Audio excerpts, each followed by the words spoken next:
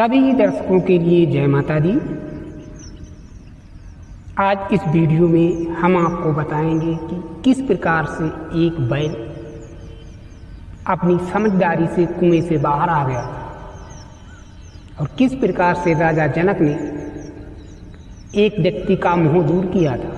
एक समय एक किसान अपने बैल से खेत में हल चला रहा था। हल चलाते चलाते दोपहर का समय हो गया और उसके बाद किसान ने हल जोतना बंद किया और अपने बैल को घर की तरफ लेकर चल दिया। रास्ते में एक कुआं था। किसी कारणवश उसका एक बैल उस कुएं के अंदर गिर गया। किसान ने काफ़ी कोशिश की उस बैल को निकालने की, लेकिन किसान बैल को कुएं से बाहर नहीं निकाल सका। किसान ने सोचा वैसे भी ये बैल अब बूढ़ा ही हो चुका है, इसको निकालना ठीक नहीं है, क्यों ना इस बैल को कुएं के अंदर मिट्टी डालकर बंद कर दिया जाए, जिससे ये बैल अंदर ही मर जाएगा। इस बात को अपने मन में विचार करके गांव में गया और गांव के लोगों से कहा, देखिए भाई, हमारा बैल वैसे भी बूढ़ा हो गया है तो उसको निकाल भी नहीं सकते हैं, तो क्यों ना आप लोग हमारी थोड़ी सी मदद कर दें और कुएं में थोड़ी सी मिट्टी बैल के ऊपर डाल देंगे तो बैल कुएं के अंदर ही दब जाएगा। गांव के लोग किसान की मदद करने के लिए फावड़े लेकर चल दिए। जैसे ही कुएं के पास आए, फावड़े से उस बैल के ऊपर कुएं के अंदर मिट्टी डालना शुरू किया। तब बैल जोर जोर से चिल्लाने लगा। किसान और किसान के साथियों ने मिट्टी डालना बंद नहीं किया। वह बराबर मिट्टी बैल के ऊपर कुएं के अंदर डालते रहे। कुछ देर के बाद बैल एकदम बिल्कुल शांत हो गया, शोर मचाना बंद कर दिया। इस बात को देखकर किसान बहुत हैरत में पड़ गया। जैसे ही उसने कुएं के अंदर झांक कर देखा तो किसान की आंखें फटी की फटी रह गई। उसने देखा जैसे ही ग्राम के व्यक्ति फावड़े से भरकर मिट्टी बैल के ऊपर डालते हैं और बैल अपनी पीठ को हिला देता और मिट्टी को साइड में गिरा देता और उसी मिट्टी को पैरों से दबाकर उसके ऊपर खड़ा हो जाता। लोग मिट्टी डालते, बैल अपनी पीठ को हिला देता, मिट्टी के ऊपर खड़ा हो जाता। इस प्रकार से ग्राम के व्यक्ति मिट्टी डालते रहे और बैल मिट्टी को अपने ऊपर से हिलाकर और दबाकर खड़ा होता रहा। धीरे धीरे धीरे धीरे धीरे धीरे धीरे करके कुआं में मिट्टी ऊपर तक भर गई और बैल कुएं से बाहर निकल के खड़ा हो गया। यदि बैल एक जगह पर स्थित खड़ा रहता, अपनी पीठ को नहीं हिलाता, तो मिट्टी के अंदर दब जाता। बैल ने अपने विवेक से काम लिया और कुएं से बाहर निकल गया। ठीक उसी प्रकार से इंसान इस संसार रूपी कुएं में खड़ा है और आपके ऊपर संसार के व्यक्ति आपके ऊपर शब्द रूपी बहुत सी गंदगी फेंकी जाएगी।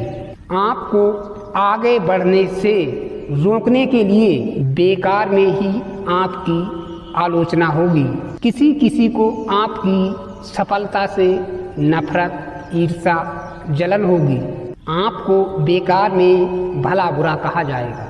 कोई कोई तो आपसे भी आगे निकलने के लिए इस प्रकार के रास्तों का इस्तेमाल करेगा, जो रास्ते, जो कार्य आदर्शों के विरुद्ध हैं, उन रास्तों का इस्तेमाल करेगा केवल आपसे आगे निकलने के लिए। इस स्थिति में आपको हार कर इस संसार रूपी कुएं में खड़े नहीं रहना है।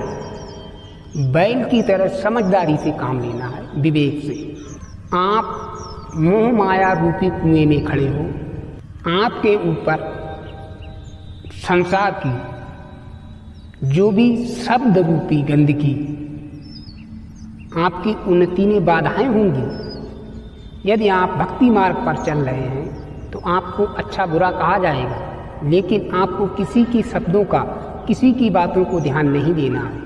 केवल अपने विवेक से सोचकर जो आपके गुरु ने आपको मार्ग बताया, उस मार्ग पर चलते जाना है। यदि आप संसार की बातों पर ध्यान देंगे तो अपने कर्म से डिग जाएंगे। आपको उस बैल की तरह जो भी कोई शब्द बोले, यदि उसके शब्द सही हैं तो उन्हें अपने आचरण में धारण करें। यदि उसके शब्द अनुचित हैं तो बैल की तरह उन्हें अपने पैरों से दबा दें और उनके ऊपर खड़े हो जाएं। किसी से आप शब्द ना कहें, उससे बहस ना करें कि आप गलत कह रहे हैं।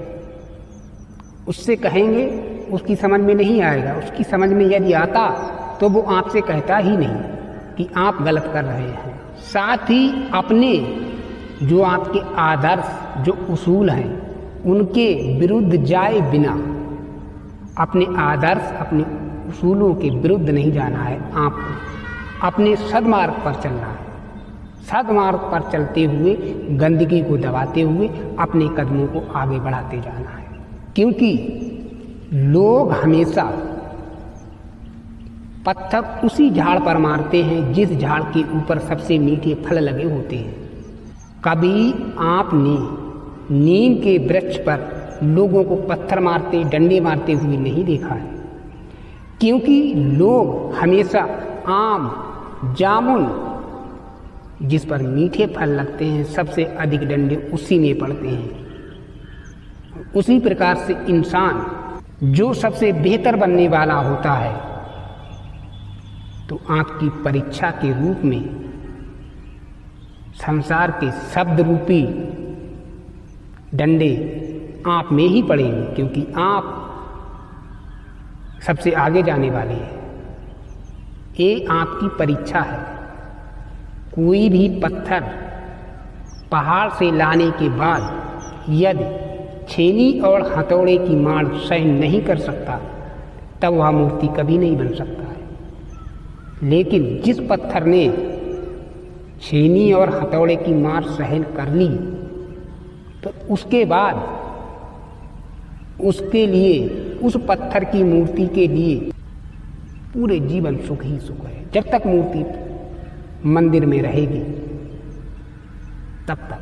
ठीक उसी प्रकार से आपने यदि शब्दों की मार, आप यदि आम के वृक्ष हैं तो संसार आपके फलों को तोड़ने के लिए आप पर डंडे, आप पर पत्थर फेंकेगा, लेकिन आपको उन चीज़ों का ध्यान नहीं देना है।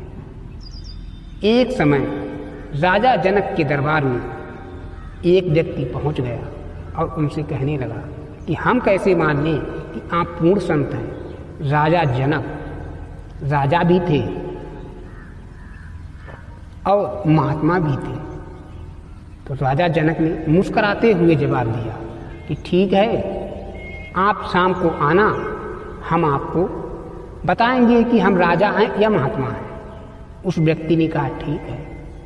संध्या के समय भजन ध्यान करने के उपरांत राजा जनक ने उस व्यक्ति को अपने महल में बुलाया। महल में बुलाने के बाद कुर्सी के ऊपर बिठा दिया और अपने महल की सुंदर सुंदर दासियों को बुलाया। एक थाल के अंदर सुंदर सुंदर व्यंजनों को रखवाया। कई प्रकार के मिष्ठान थे, पूड़ी पकवान थे, और कुर्सी के ऊपर बैठाने के बाद एक धागे में तलवार को बांधकर व्यक्ति के सिर के ठीक ऊपर टांग दिया और दास दासियों से कहा कि इन्हें भोजन ग्रहण कराओ। अब वह व्यक्ति कुर्सी पर बैठा, मगर उसका ध्यान उसी तलवार पे है कि यदि ये धागा टूट गया तो तलवार सीधा हमारे मस्तक में, सिर पर होते हुए अंदर चली जाए और हमारे प्राण निकल जाएंगे। उसका ध्यान केवल तलवार पे था।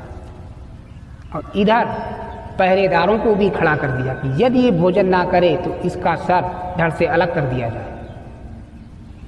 दोनों तरफ से उसके लिए मौत दिख रही थी। यदि भोजन नहीं करता तब भी मौत है, यदि भोजन कर रहा है, तलवार टूट गई, तब भी उसकी मृत्यु है। लेकिन उसको पास में खड़े तलवार लिए पहरेदार से इतना डर नहीं था जितना डर अपने सिर के ऊपर लटक रही तलवार से था। दास दासियों ने भोजन ग्रहण कराया, मिष्ठान खिलाए, पकवान खिलाए, लेकिन उसको याद ही नहीं था कि हमने कौन सा मीठा खाया है, तीखा खाया है, खट्टा खाया है, कड़वा खाया है। पेट भर गया, पूर्ण रूप से नहीं, जल्दी में ही कि फटाफट यहाँ से उठे, नहीं तो तलवार टूट जाएगी। राजा जनक ने पूछा, आपकी आत्मा तृप्त हो गई? पेट भर के आपने भोजन ग्रहण कर लिया? बोला, राजन पेट भर गया है। बोले, और? बोले, नहीं, मेरी आत्मा पूर्ण रूप से तृप्त हो गई है।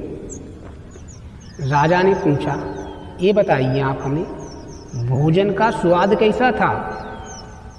वह व्यक्ति ने सिर हिला दिया, बोला, राजन हमारा ध्यान केवल उसी तलवार पे था, हमें याद ही नहीं है, मेरी सुध ही नहीं थी भोजन पर कि हम क्या ग्रहण कर रहे हैं, मीठा खा रहे हैं, खट्टा खा रहे हैं, नमकीन खा रहे हैं, हमें कुछ ज्ञात नहीं है, हमारा ध्यान केवल तलवार पे था। यदि धागा टूट गया तो हमारे प्राण यथाशीघ्र निकल जाएंगे। राजा जनक ने मुस्कुराते हुए कहा, ठीक उसी प्रकार से जब मैं भजन ध्यान में बैठता हूँ तो सांसारिक मोह माया मेरे पास नहीं होती है। मुझे ध्यान नहीं रहता है कि मेरी प्रजा दुखी है या सुखी है, मेरी स्त्री दुखी है या सुखी है, मेरा भाई दुखी है या सुखी है, मेरे राज्य में क्या होना है क्या नहीं। मेरी लौ उस समय केवल परमात्मा से लगी होती है। और जब हम भजन ध्यान से उठ जाते हैं उसके बाद समस्त प्रजा के बारे में सोचते हैं। वह व्यक्ति कहने लगा, प्रभु मैं मान गया हूँ कि आप पूर्ण संत हैं। जिस इंसान के अंदर सुंदर संदेश, सुंदर शब्द समा जाएं, वह स्वाभिमानी है, वह स्वाभिमान है।